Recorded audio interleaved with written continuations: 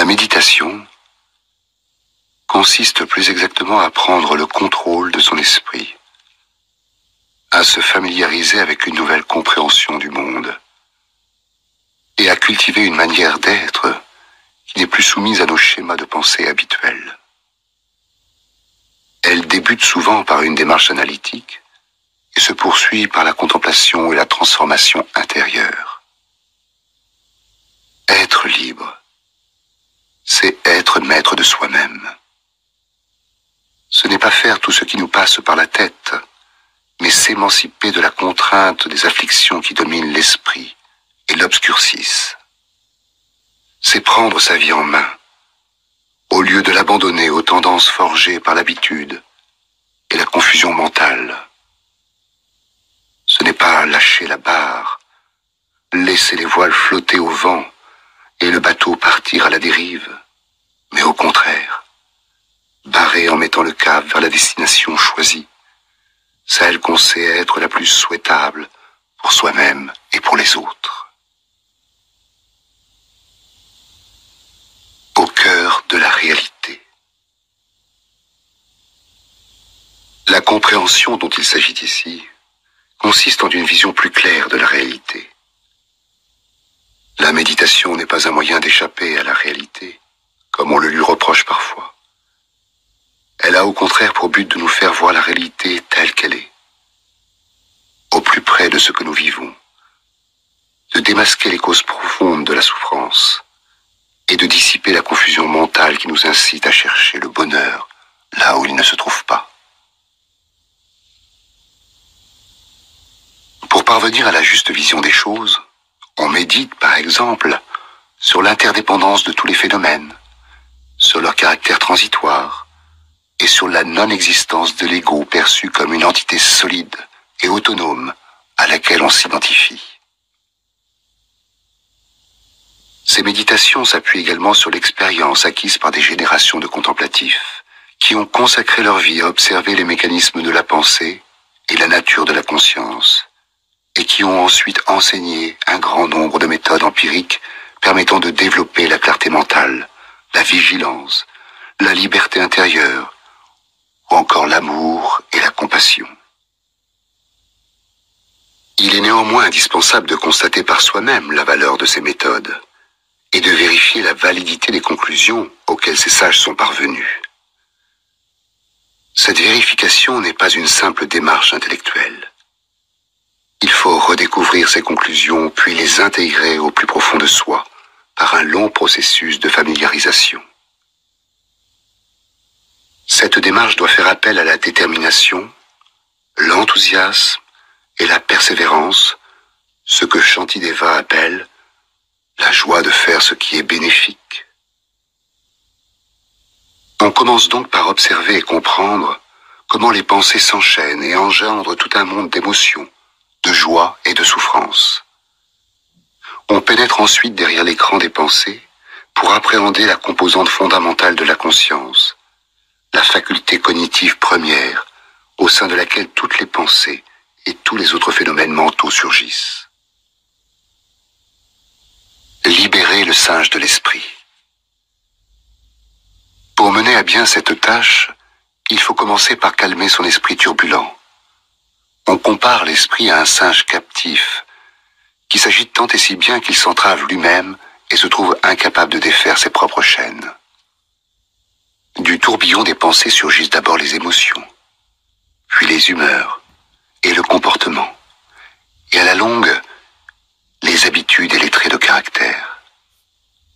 Tout ce qui se manifeste ainsi spontanément ne produit pas en soi de bons résultats. Pas plus que semer des graines à tout vent ne fait pousser de bonnes récoltes. Il faut donc avant tout maîtriser l'esprit à l'image du paysan qui prépare sa terre pour y jeter des semences. Si l'on considère sincèrement les bienfaits que l'on recueille lorsqu'on fait une nouvelle expérience du monde à chaque instant de son existence, il ne semble pas excessif de passer ne serait-ce que 20 minutes par jour à mieux connaître son esprit et à l'entraîner. Le fruit de la méditation est ce que l'on pourrait appeler une manière d'être optimale ou un bonheur authentique. Ce bonheur-là n'est pas constitué d'une succession de sensations et d'émotions plaisantes. C'est le sentiment profond d'avoir réalisé de la meilleure des façons le potentiel de connaissance et d'accomplissement qui se trouve en soi. L'aventure en vaut la peine. Chapitre 3.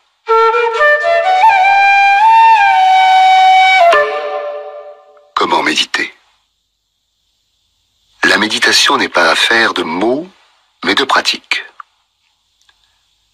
Il ne sert à rien de lire maintes fois le menu d'un restaurant. Ce qui compte, c'est de se mettre à table. Il est néanmoins utile de disposer des lignes directrices qu'offrent les ouvrages des sages du passé.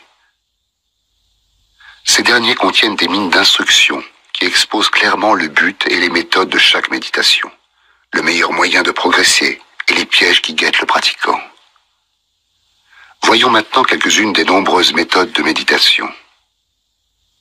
Nous commencerons par des préliminaires et des conseils généraux, puis nous envisagerons un certain nombre de méditations particulières qui constituent le fondement de la voie spirituelle. Nous le ferons de la façon la plus simple possible, afin de permettre à chacun de s'y exercer graduellement. On ne soulignera jamais assez l'importance des conseils d'un guide expérimenté. Ce texte ne vise pas à les remplacer, mais à offrir des bases provenant de sources authentiques. Nombre de ces exercices, ceux notamment qui portent sur la pleine conscience, le calme intérieur, la vision pénétrante et l'amour altruiste, sont pratiqués par toutes les écoles du bouddhisme. D'autres, ceux qui traitent par exemple de la façon de gérer les émotions, proviennent des enseignements du bouddhisme tibétain. Ce livre étant destiné à tous ceux qui désirent pratiquer la méditation sans vouloir nécessairement s'engager dans le bouddhisme, nous n'avons pas expliqué certains fondements de la pratique bouddhiste proprement dite, comme la prise du refuge, de même que certains sujets trop spécifiques. Nous aborderons les thèmes suivants. La motivation qui doit précéder et accompagner tout effort. Les conditions favorables à l'exercice de la méditation. Suivre les conseils d'un guide qualifié. Les lieux propices à la méditation. Une posture physique appropriée. L'enthousiasme comme moteur de la persévérance. Quelques recommandations générales. Tourner son esprit vers la méditation en contemplant la valeur de la vie humaine, la nature éphémère de toute chose, ce qu'il est judicieux d'accomplir ou d'éviter, l'insatisfaction inhérente au monde ordinaire, la méditation sur la pleine conscience, le calme intérieur, shamatha, l'attention au va-et-vient du souffle, la concentration sur un objet, la concentration sans objet, surmonter les obstacles, la progression du calme intérieur. La méditation sur l'amour altruiste. L'amour, la compassion, se réjouir du bonheur d'autrui, l'impartialité, comment associer ces 4 méditations, l'échange de soi contre autrui, apaiser la douleur physique et mentale, la vision pénétrante, vipassana, mieux comprendre la réalité, gérer les pensées et les émotions, à la recherche de l'ego, méditation sur la nature de l'esprit. Dédier les fruits de nos efforts. Associer la méditation à la vie de tous les jours. Pour conclure, souvenons-nous que notre esprit peut être notre meilleur ami comme notre pire ennemi. Le libérer de la confusion, de l'égocentrisme et des émotions perturbatrices est donc le meilleur service que nous puissions rendre à nous-mêmes et à autrui. La motivation. Lorsque nous nous engageons dans une méditation, comme dans toute autre activité, il est essentiel de vérifier la nature de notre motivation. En effet, c'est cette motivation, altruiste ou égoïste, vaste ou limitée, qui donnera une direction positive ou négative à nos actes et en déterminera ainsi le résultat. Nous souhaitons tous éviter la souffrance et atteindre le bonheur. Et nous avons tous le droit fondamental de réaliser cette aspiration. Pourtant, nos actes sont la plupart du temps en contradiction avec nos désirs. Nous cherchons le bonheur là où il ne se trouve pas, et nous nous précipitons vers ce qui va nous faire souffrir. La pratique bouddhiste n'exige pas de renoncer à tout ce qui est réellement bénéfique dans l'existence, mais plutôt d'abandonner les causes de la souffrance, auxquelles nous sommes pourtant attachés comme à des drogues. Cette souffrance étant due à la confusion mentale qui obscurcit notre lucidité et notre jugement, la seule façon d'y remédier est d'acquérir une vision juste de la réalité et de transformer notre esprit. Nous éliminerons ainsi ces causes premières, les poisons mentaux qui sont l'ignorance, la malveillance, l'avidité, l'arrogance et la jalousie, eux-mêmes produits par l'attachement égocentrique et fallacieux au moi. Se guérir de ces souffrances personnelles ne suffit pourtant pas. Chacun de nous ne représente qu'un seul être, alors que les autres sont en nombre infini et veulent tous, au même titre que nous, ne plus souffrir. De plus, tous les êtres sont interdépendants et nous sommes donc intimement liés aux autres. Par conséquent, le but ultime de la transformation que nous allons entreprendre par la méditation est aussi d'être capable de libérer tous les êtres de la souffrance et de contribuer à leur bien-être. Méditation.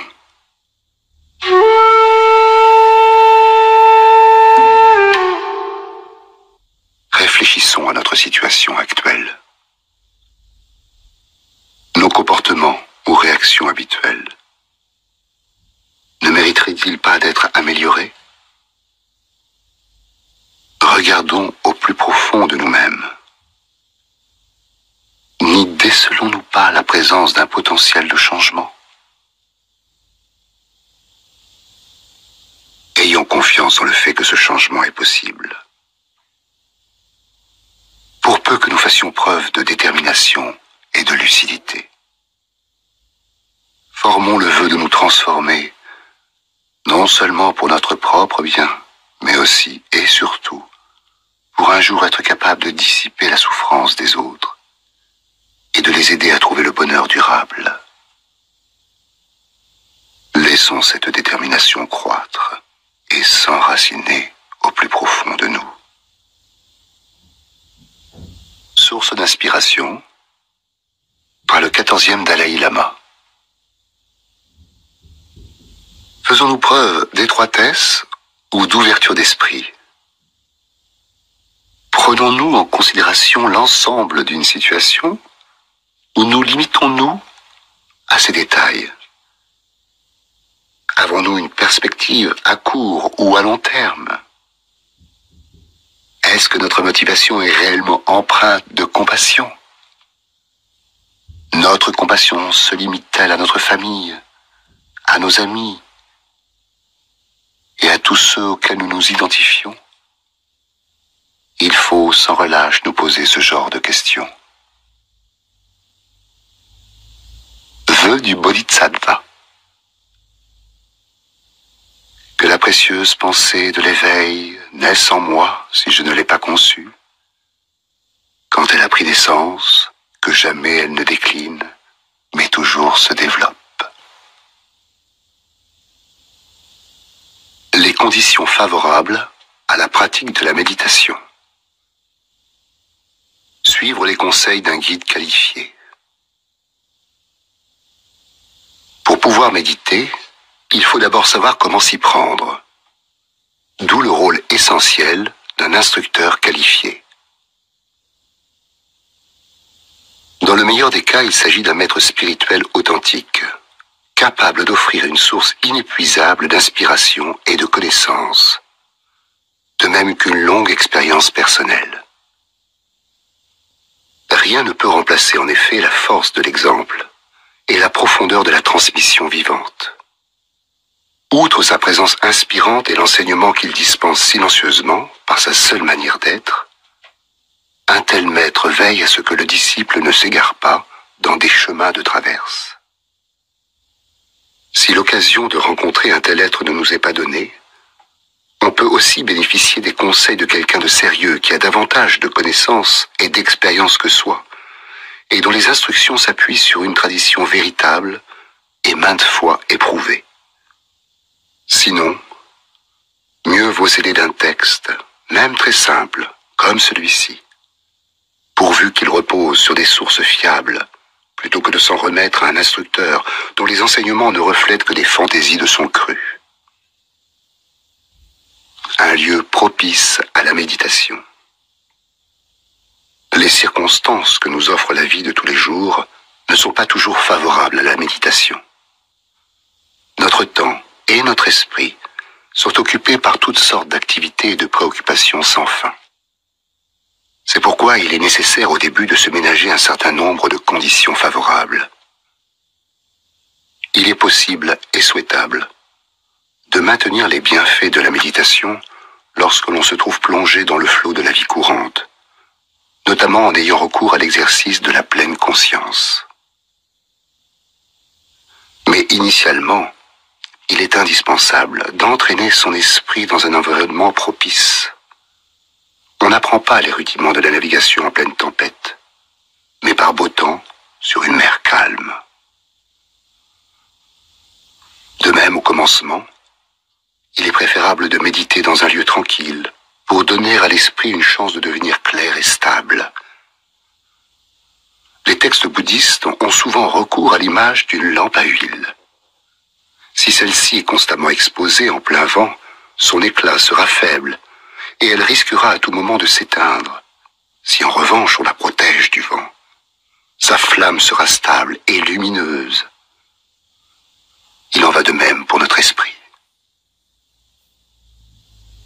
Une posture physique appropriée. La posture physique influe sur l'état mental. Si nous adoptons une posture trop relâchée, il y a de fortes chances que notre méditation sombre dans la torpeur et la somnolence. En revanche, une posture trop rigide et tendue risque de susciter l'agitation mentale. Il faut donc adopter une posture équilibrée, ni trop tendue, ni trop relâchée. On trouve dans les textes la description de la posture en 7 points, appelée Vajrasana, posture amadantine. Premièrement, les jambes sont croisées dans la posture du Vajra, communément appelée posture du lotus, dans laquelle on commence par replier la jambe droite sur la gauche, puis la gauche sur la droite. Si celle-ci est trop difficile, on peut adopter le demi-lotus, qui consiste à ramener la jambe droite sous la cuisse gauche et la jambe gauche sous la cuisse droite. Posture dite heureuse, appelée Sukhasana. Deuxièmement, les mains reposent sur le giron, dans le geste de l'équanimité. La main droite sur la main gauche, l'extrémité des pouces se touchant. Une variante consiste à poser les 2 mains à plat sur les genoux, les paumes vers le bas. Troisièmement, les épaules sont légèrement relevées et penchées vers l'avant. Quatrièmement, la colonne vertébrale est bien droite, comme une pile de pièces d'or. Cinquièmement, le menton est légèrement rentré contre la gorge. Sixièmement, la pointe de la langue touche le haut du palais. Septièmement, le regard est dirigé droit devant soi ou légèrement vers le bas, dans le prolongement du nez, les yeux grands ouverts ou mi-clos. Si nous avons de la peine à rester assis les jambes croisées, nous pouvons bien sûr méditer sur une chaise ou sur un coussin surélevé, L'essentiel est de maintenir une position équilibrée, le dos droit, et d'adopter les autres points de la posture décrite ci-dessus. Les textes disent que si le corps est bien droit, les canaux d'énergie subtils restent également droits, et par voie de conséquence, l'esprit est clair. On peut toutefois modifier légèrement la posture du corps selon l'évolution de la méditation. Si l'on a tendance à sombrer dans la torpeur, voire le sommeil, on redressera le buste en adoptant une posture plus tonique, et l'on portera le regard vers le haut. Si, au contraire, l'esprit est trop agité, on se relâchera un peu et l'on dirigera le regard vers le bas. La posture appropriée doit être maintenue le plus longtemps possible, mais si elle devient trop inconfortable, mieux vaut se détendre quelques instants plutôt que d'être constamment distrait par la douleur. On peut aussi, dans les limites de ses capacités, appréhender l'expérience de la douleur, sans la rejeter, ni l'amplifier, et l'accueillir comme toute autre sensation, plaisante ou déplaisante, dans la pleine conscience du moment présent. On peut, enfin, faire alterner la méditation assise avec la marche contemplative, une méthode que nous décrirons plus tard. L'enthousiasme comme moteur de la persévérance. Pour s'intéresser à quelque chose et y consacrer du temps, il faut d'abord en percevoir les avantages. Le fait de réfléchir aux bienfaits attendus de la méditation, puis de les avoir quelque peu goûtés par soi-même, nourrira notre persévérance. Cela ne veut pas dire pour autant que la méditation est un exercice toujours agréable. On peut la comparer à une excursion en montagne qui n'est pas à chaque instant une partie de plaisir. L'essentiel est d'éprouver un intérêt suffisamment profond pour maintenir l'effort en dépit des hauts et des bas de la pratique spirituelle. La satisfaction de progresser vers le but que l'on s'est fixé suffit alors à entretenir sa détermination et la conviction que l'effort en vaut la peine.